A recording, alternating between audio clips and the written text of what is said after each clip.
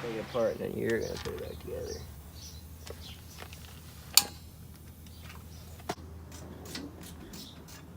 Be heavy.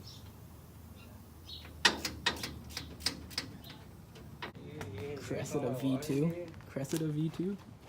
Is this my water? Yeah. More water. Shit, dude, what the fuck?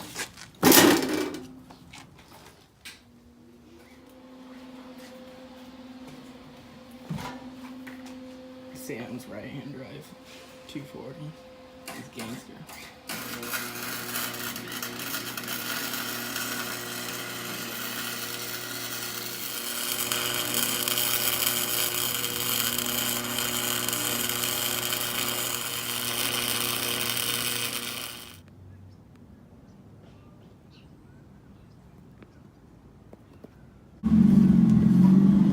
Oh, it's over here. I got the diff all welded up. Looking shitty, but it won't break. It won't break. Now we're gonna put it in. I just got the diff in. Samuel's gonna tighten the bolts and everything because I'm fucking tired of being under there. And then I'm gonna throw the wheels on and shit and call it done. All right, so we just got the diff in, got it dropped, filled. About to go test like